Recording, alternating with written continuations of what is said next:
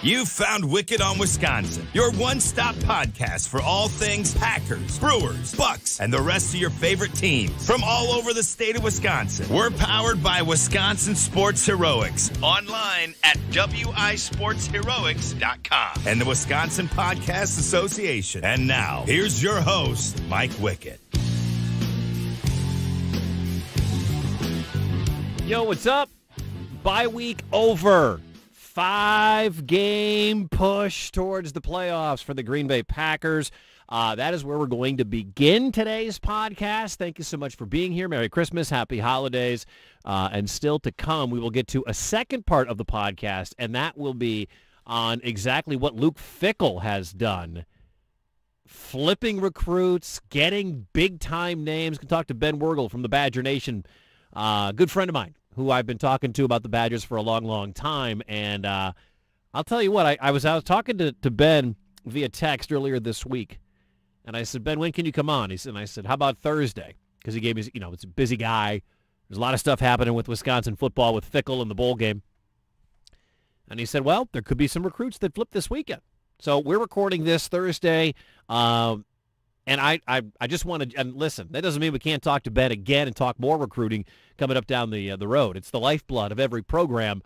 But what Fickell has done and the buzz going on with Wisconsin football in just this short amount of time, we'll talk to Ben Worgull back half of the podcast here today. Want to remind you, today's podcast brought to you by my good friend Nick Packard. If you're looking for someone to help you grow your small or medium business on the digital front, you got to talk to my guy, Nick Packard, okay? Go online, nickpackard.com. He's a fractional CMO, which means he only works and you only pay for the time that's necessary, all right? You're not paying some, 2-month retainer fee or anything like that. No. He can help you grow socially. He can help you grow with your email. He can help you grow with your SEO. That's your search engine optimization.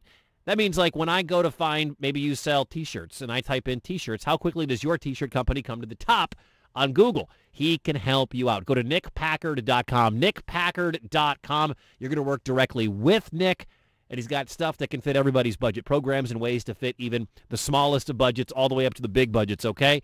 He's going to give you the outsider's perspective, too, of your digital ecosystem, whether it's your website, your social, your email marketing. You can sign up directly and get a free digital ecosystem assessment just for listening to the podcast. Tell him that Wicked sent you, okay? So if you got a small business, if you got a big business, whatever, and you're like, man, I'm just not really growing, or I need to start growing on the internet, Nick Packard. He's the guy. nickpackard.com. Right there in Franklin, Wisconsin. Good dude. NP Connect, the marketing agency redefined. Go online today, nickpackard.com, and please tell him that Wicked sent you.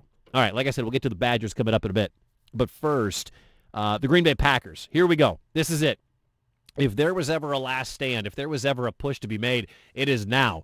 And how do you feel knowing that the 5-8 Green Bay Packers, coming off their bye, are still alive to make the playoffs? I mean, it's not a good shot. Let's be real here. But the NFC is a mess. And I know there are some people that will say, Wicket, this just needs to be shut down. There's no point in the Packers playing well and winning. And I don't even know if the Packers can play well. Let's be real here. They got 5 games left. They're 5-8 right now. If they can check that. They're 5-8 right now. There are 4 games left. My apologies. They got the Rams, they got the Dolphins, they got Minnesota, and they got Detroit. We'll talk more about the rest of the schedule here in just a minute. But for those that say the Packers need to shut things down, start Love, see what happens. If you get hot with Love, cool. If not, at least you give Love 4 games. I've done a lot of thinking about this, and I generally have been, you know me. If you listen to this podcast, you know I'm a Love supporter. I'm also an Aaron Rodgers supporter. You can be both. But I was thinking about this watching the Rams, and ironically the Packers play the Rams coming up in a few days on Monday Night Football. And I remember watching Baker Mayfield in that last 2-minute drill when he took the Rams all the way down the field, surprising everyone on the planet that knows anything about football that he came in after 2 days of being on the Rams roster and was able to engineer a win. I mean, that's craziness.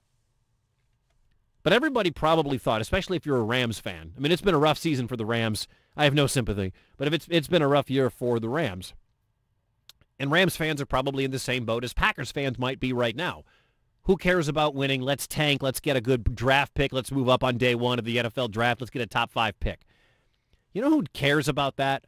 I think fans care about that. I think message boards care about that. I think, at-home GMs like myself care about that. You know who doesn't care at all about draft position coming up next spring? Players. Players want to win. Now, whether they want to win for financial reasons because X amount of catches, X amount of yards, X amount of touchdowns, whatever, gets them more dollars, they want those dollars. They want to win. These guys don't get the opportunity to play more than 17 times a year together.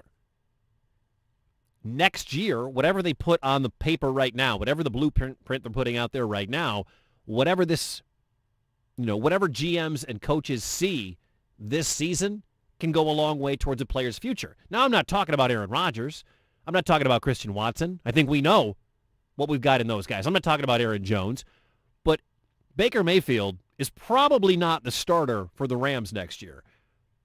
But in the next 5 games or 4 games, Baker Mayfield is trying to put out there that he can come in, he can fire up a team, and a team that's going nowhere, that doesn't have their star quarterback, doesn't have their star wide receiver in Cooper Kupp, hasn't been right even, coming off a Super Bowl year.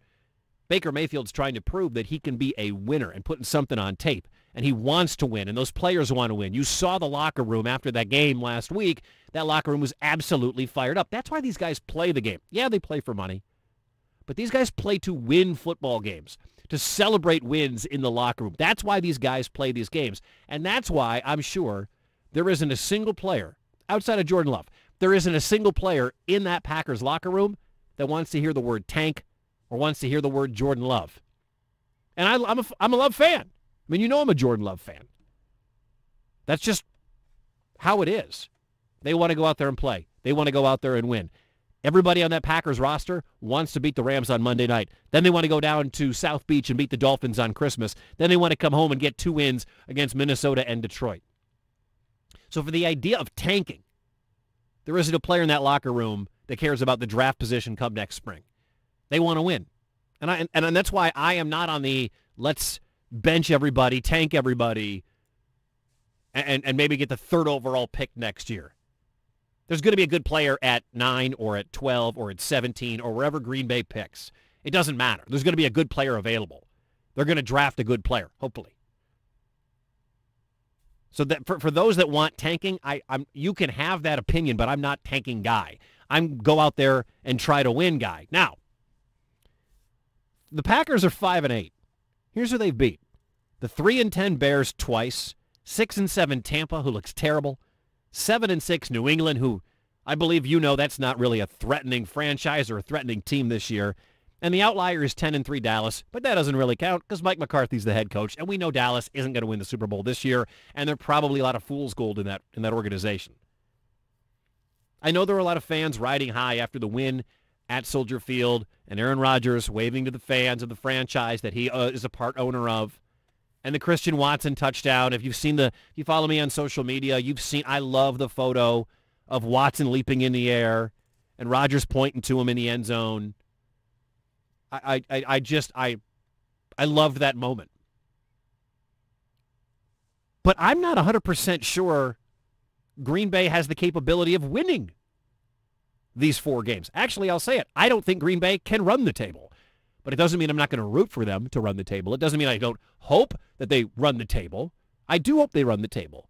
I mean, the Bengals got in last year as the 6th seed. They're a wild card team. Went on the ride, got to the Super Bowl, lost. Green Bay, of course, back in 2010-11, magic carpet ride. 6th seed. Rodgers had the best 3-game stretch maybe of his entire NFL career, especially that game against the Atlanta Falcons. They go on to the Super Bowl. They beat the Steelers. Feels like forever ago. I realize that. And do I think that this team is capable of going on a run like that? Probably not. But I'll tell you what, I'm excited to see what the offense looks like in a 5-degree game. I'm excited to see what the offense looks like coming out of a bye week when, according to Rodgers, his thumb feels better. That's what he told Pat McAfee, that his thumb is feeling better. Okay, if that's the case, Aaron Donald may not play in this football game. Green Bay should be able to move the ball on the Rams.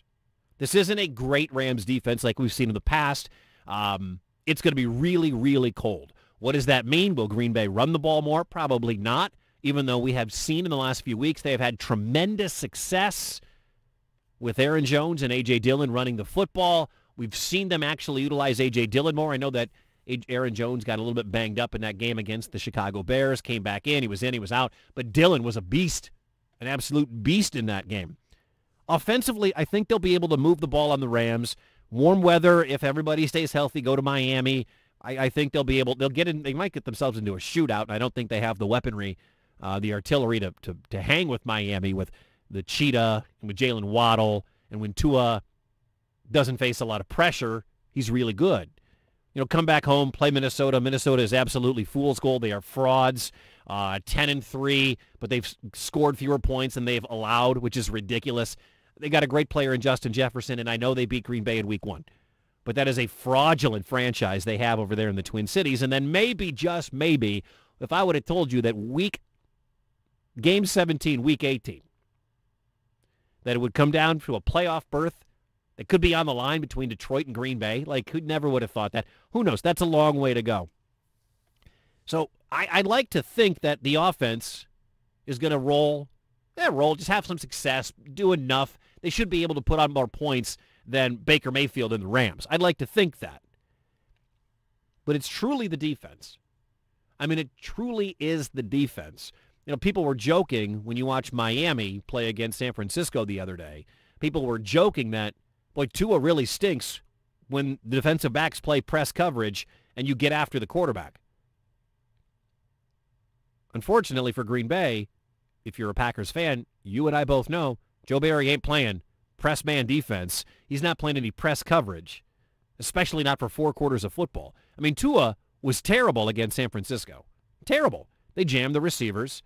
They didn't give Waddle and Tyreek Hill free rein. Green Bay didn't do that to Treylon Burks.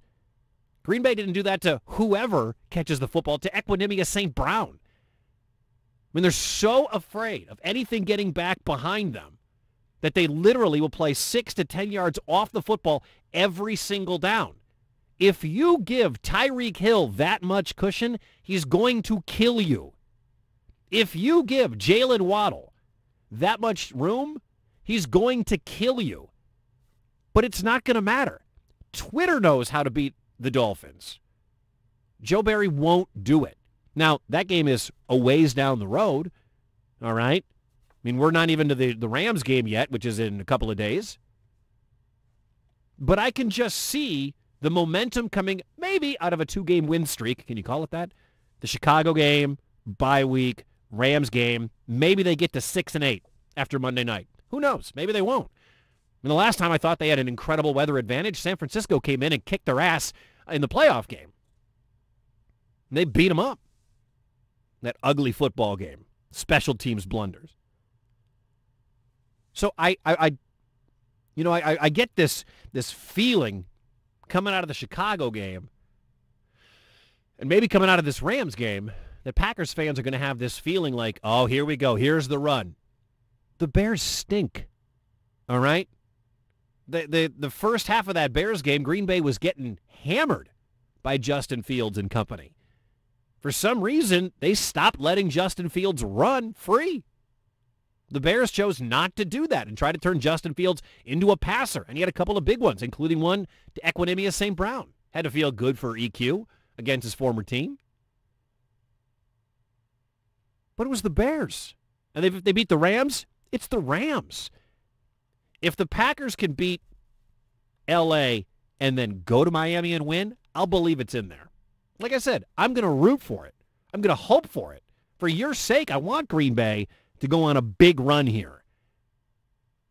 But I think we both know that nothing in this defense has changed. Joe Barry is going to be gone at the end of this year. And this defense is not going to do anything to stop the Miami offense. They're going to try to do the same thing they've always done when it's patently obvious that that's not the smart play. And then when they play Minnesota, you don't think Justin Jefferson's going to run high crossing routes all day like he did in Week 1 when he racked up that massive game against the Packers in the Twin Cities? I mean, that's what's going to happen. Like, it's almost like you can feel it, you can see it. But I just want to caution people who are riding high coming out of that Chicago game, going into the Monday Nighter, that this is still a football team that has shown no ability to stop good offenses for more than a couple of plays in a four-quarter football game.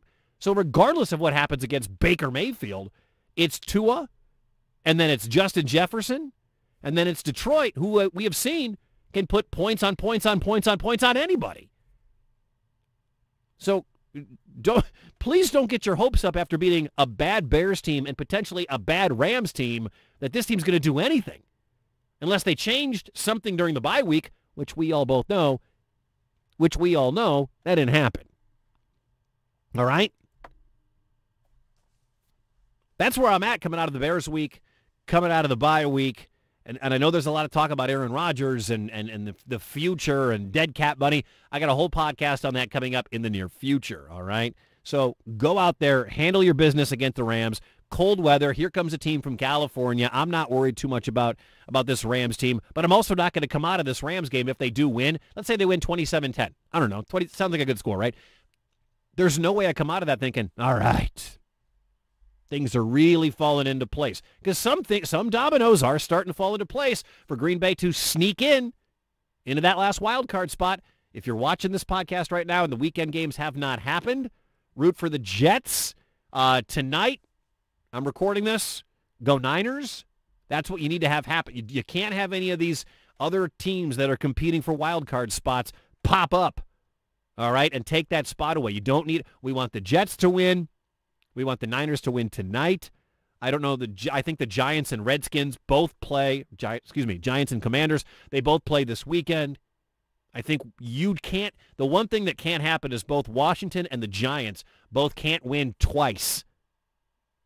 I think that's kind of, I don't know, the break. That doesn't matter. Let's get through the Rams game. We'll talk about playoff scenarios coming up. Speaking of coming up, part 2 of the podcast here today, it is going to be a conversation with Ben Worgull about the Badgers and recruiting and what Luke Fickell has done and the culture. Are Badgers fans ready for this?